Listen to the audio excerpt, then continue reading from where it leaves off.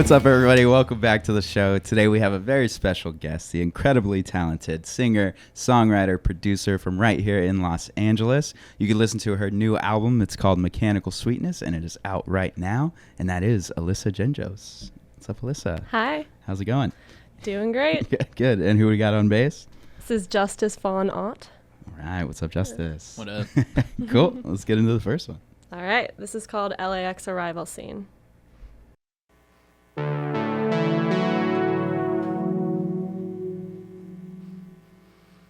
Western suburbs, southern land. You sit in first class, you touch my hand. I think that's what it felt like. Call me Daisy, call me Jane. See right through me, forget my name. I don't care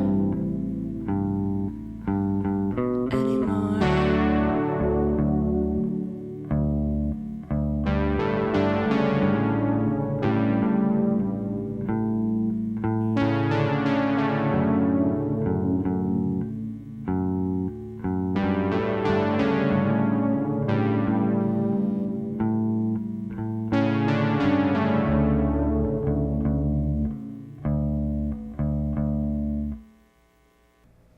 All right. Beautiful. Love it. It's a great intro song to the album. Great intro song. Yeah, definitely the intro song.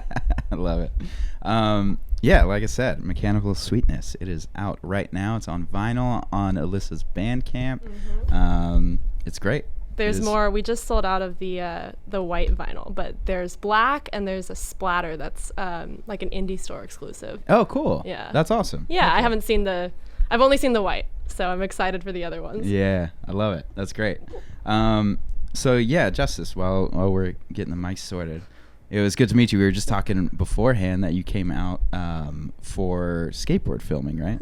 Yeah. So you're the director on hand in the band, right? Yeah. Exactly. I think we have plans that I'll shoot some of the upcoming videos for the next record. Yeah. Oh, cool. New stuff. Yeah. Nice. Very Yeah. excited. Who did the videos for this one? Mostly me and my friends. So Nice.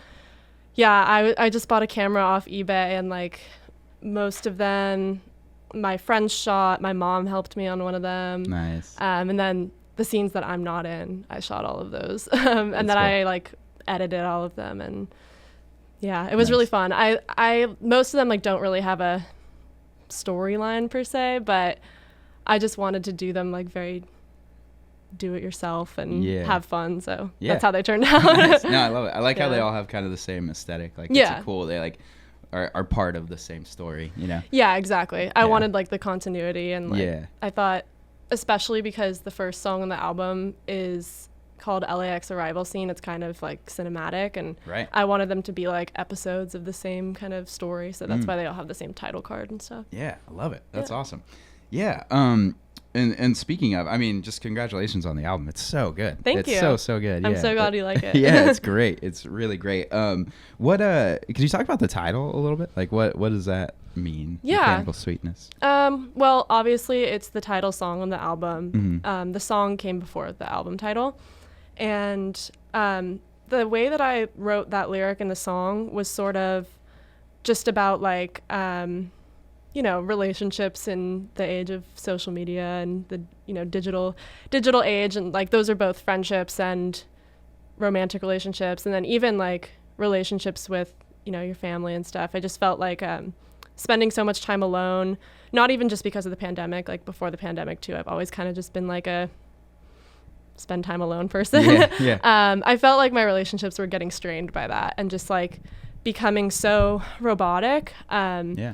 But then like a lot of people categorize my, I think, singing or even just like songwriting style as sweet. Like I get that a lot. So I thought that it was kind of a mixture of like the themes of the album, the themes of that song, and then also like my sound, because the sweetness I think would come from my voice and maybe like the use of the acoustic guitar, which is the first for me on this album. Yeah. And then the mechanical part is obviously like the synth. This is the first time I've used analog synth, and it was like really fun getting those true electricity sounds. Yeah. So that's the mechanical part. And then also like the album cover, I tried to incorporate it in that too. Right. That's awesome. Yeah. Yeah. I love, it's very multi-layered. That's cool. It is. There's Yeah. a lot going on. I was like trying to explain this to someone and I think I repeated myself like 3 times. Right. That's great. Yeah. I mean, just speaking of like from the musical side, so it was all self-produced, right? Like you Yeah. self-produced. That's incredible. It sounds so good. I Thank was you. kind of tripping out because I was like, there's no way that this is a debut album because like it sounds so good and like way too good. But then Yeah. you used to put out music under a different name, right? Yeah, I used to put out music under the name Kithra, which was also all self-produced, really. So I think this was just like a culmination of a couple years of learning how to do it on my own. And I'm definitely still not even like at where I want to be.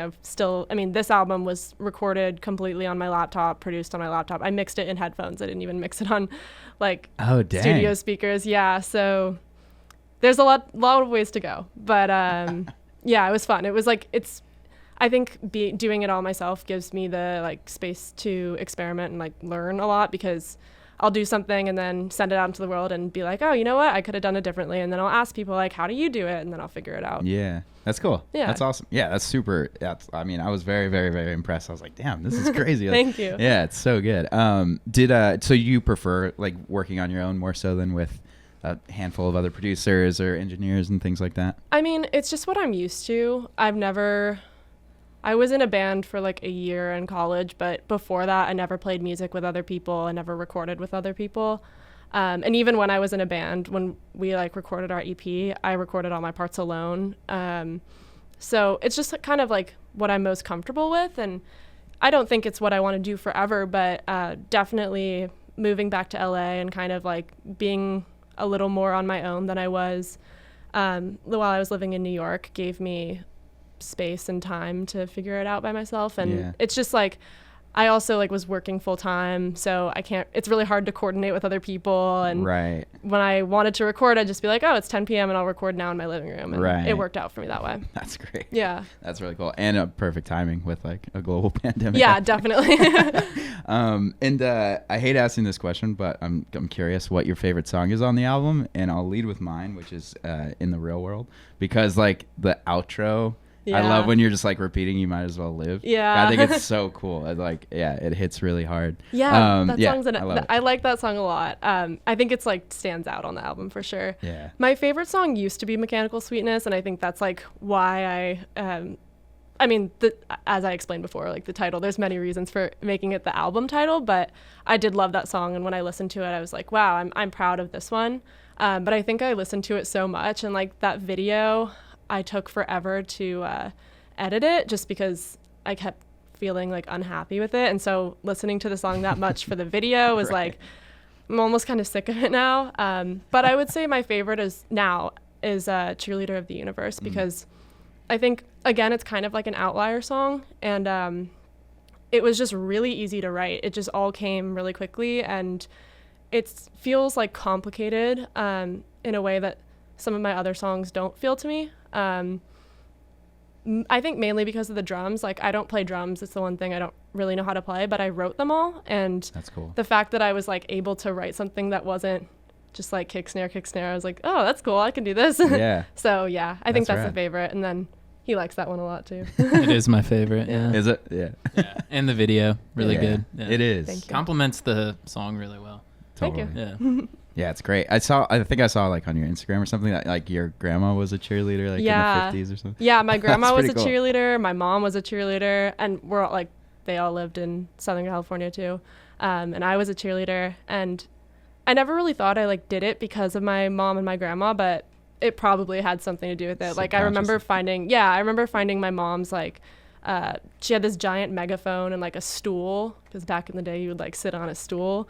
And it had her name on it and like her high school, and I thought it was cool. And then like decided to do it with all my friends in high school because we had to play a sport at my school, and cheerleading had the least amount of practices, so we thought it would be the easiest. It was not the easiest, but I kind of got stuck with it. So yeah, Nice. I love it. Love the inspiration. Amazing. Well, yeah. Do you want to get into the next track? Yeah.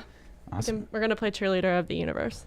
Amazing. And while they're setting up, again, Mechanical Sweetness is out now.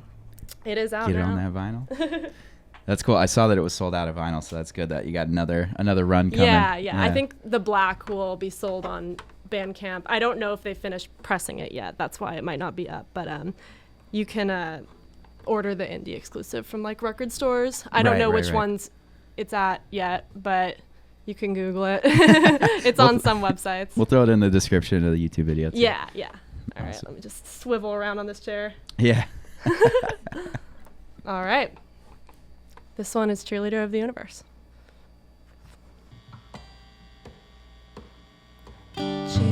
Cheerleader of the universe, give me another set of words, and I'll try to keep you safe. When do the deepest parts of mine tell me to listen to at first? Forget about the game.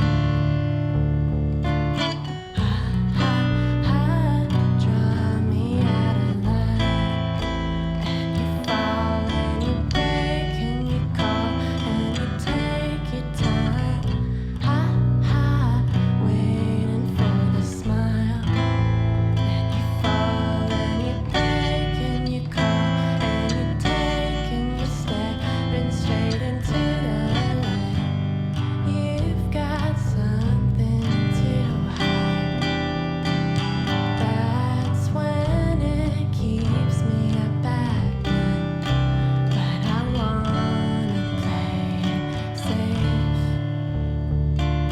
Half moon is hanging in the sky, sent to me as if to try to keep me on my way.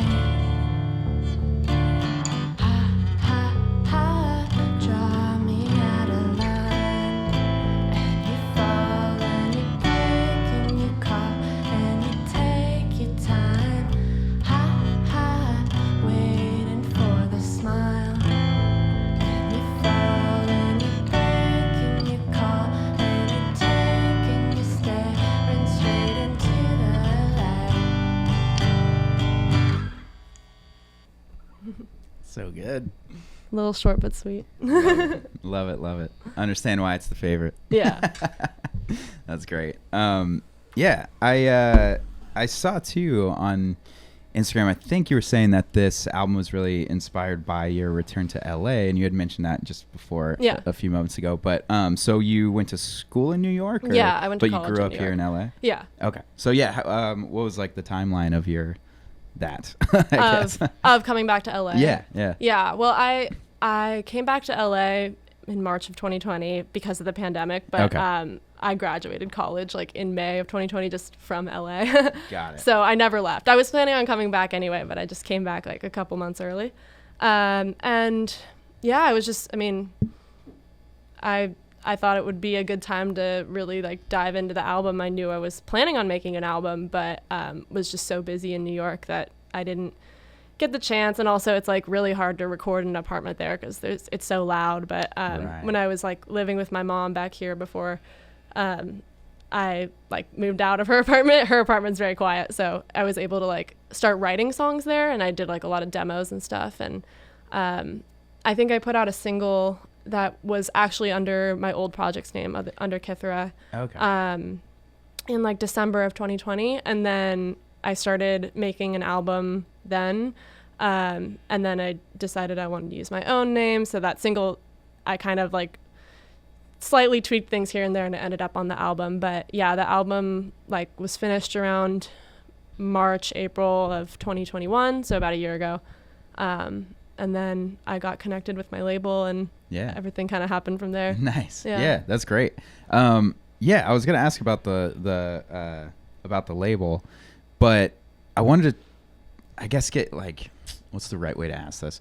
Basically, I feel like on the album there's a lot of different lyrical things going on, and Yeah. like some pretty deep, I guess, things. Like I know that's kind of a vague word, but do you have like kind of one takeaway, I guess, that you, or like one message you wanted to get through with the album, or like one takeaway you wanted the listeners to have, or is it like a different experience each song? I mean, I think there's like two big things. So like the first theme of the whole Mechanical Sweetness like theme, just about like, I don't know, modern life, but I think that it's through the lens of like my own personal experience and like my kind of like adolescence, because coming back home, like the last time I lived in LA before I moved back here, I was a teenager, and I just thought a lot about how I felt then, and like how I really wanted to leave LA. And now when I'd moved back, you know, the streets were like so empty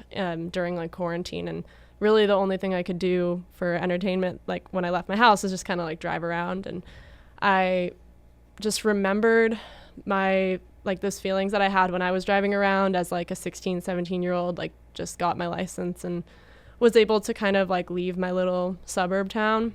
Yeah. So that's what I was thinking about when I was like writing a lot of the songs. I think if I had made this album anywhere else, it would have been very different. And yeah, so I guess like a message of the album is it's almost like an introduction to myself, but not just myself, how I am now, like kind of everything that has made me. And I think it comes through with like the influences too. Right. Yeah.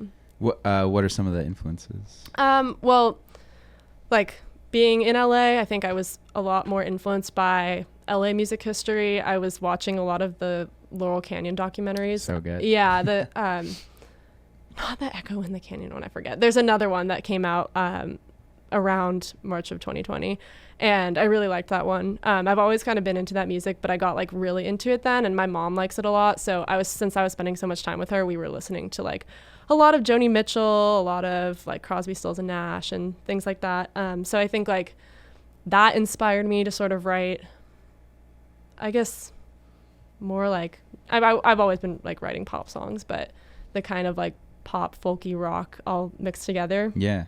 And then, yeah, I mean, my ever present influences are probably like the Beach Boys and the Beatles, just because I grew up listening to that, and like I've always kind of modeled pop songs after those songs, and still listen to that a lot today. So nice. Yeah, I would say that. Good models. Yeah. Good models for sure.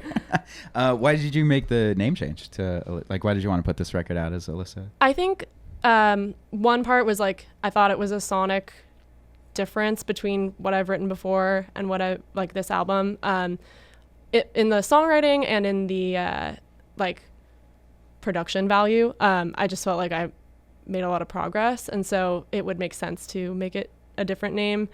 It felt like a different act. And then I kind of never used my name because I thought that people wouldn't be able to pronounce it, but I think that people couldn't pronounce Kithra right either. So like it didn't really matter at the end of the day. Right. Like my friends and my label were like, I mean, they'll learn if they really want to. And it doesn't really matter because most of the time, like people will just see it on the internet anyway, and they won't be saying it as much. And, you know, if like when you say Bon Iver, people know what you're talking about. So like it's fine. People would get it. That's a good point. Yeah. So I felt like, you know, this album was a lot about like me, my personal experiences, and I was ready to be like, yeah, this is me. It's my name. I love Keep it on like my digital footprint. Yeah. Yeah. I love it. That's Yeah. great. Amazing. Well, yeah, let's get into the last one. All right. And then I still have one or two questions, but we could do it right after this. Okay, cool. All right. This one's called Gothenburg English. I saw the golf girls gathered round the ATM on the corner there, playing New Wave inside a cafe next door. I chose the right time to find a place to hide. Forgo the order you've been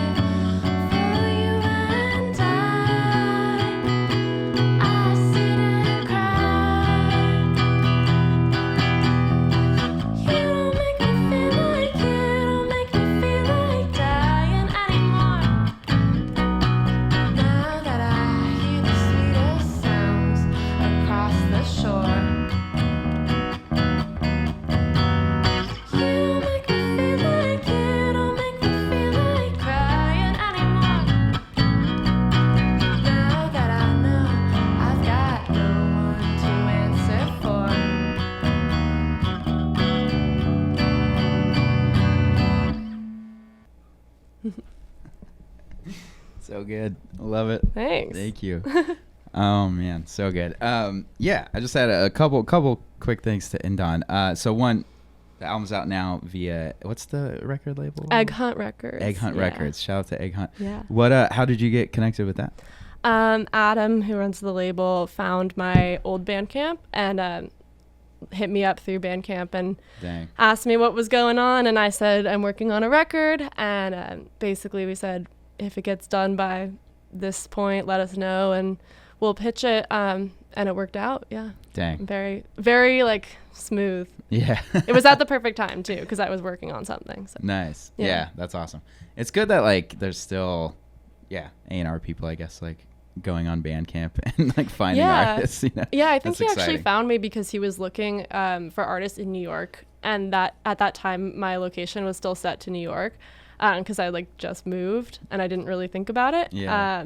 And I said, oh, I'm in LA, but I think I was the first West Coast artist, and now there's another LA based artist on Egg Hunt, so it's Cool. nice that we're starting a little community out here. Yeah, that's great. That's great.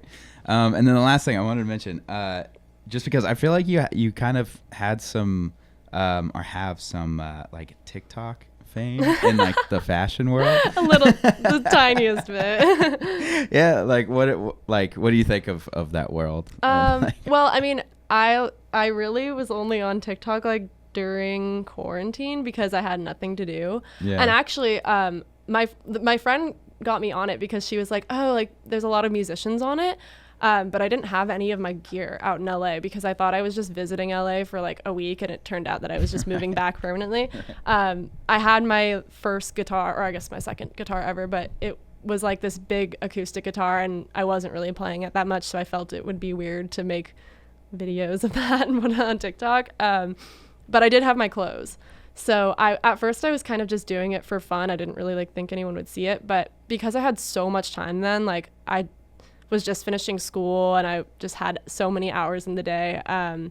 I would sew a lot. I've always like been a sewer, seamstress, I guess. And people like also had a lot of people had a lot of time on their hands, so they were picking up hobbies like that. Yeah. And I think people just got really into the sewing stuff, and it felt weird being like, hi, I'm actually a musician. But I don't know. I mean, I like still, it's sort of just like a entertainment for me. I mean, I've always thought like fashion has been really intertwined with my music, and like the clothes that I make, like I made the clothes that I wore on the album cover and Nice. a couple of the things I wore in the music videos. So it's definitely like part of my music, and if people are into that side of it and then discover my music through that, totally okay with it. Yeah. People never want to listen to my music, that's cool too. But yeah, I mean, clothes are just like they've always been like, I always wanted to be a musician and like a fashion person. So Nice. if I do both, that's fine. Yeah, that's Yeah. great. You found a way to fuse the worlds. Yeah. Well, I think like people don't have as much time on their hands now. So not as many people are sewing, and I don't have the time to sew. Like when I Yeah. do, like I made him some curtains and I made like I was fixing a dress the other day, but most of the time my sewing nowadays is just like fixing things. But once in a while I make some new stuff, but definitely like the next album I'll make more clothes for the videos. And Nice. Yeah. That's it'll be awesome. Fun. Yeah. That's rad. And then Justice, last thing. You just had a birthday recently, right? Yeah, I did. Happy belated. Oh, thank you. Yeah, How was it? it was good.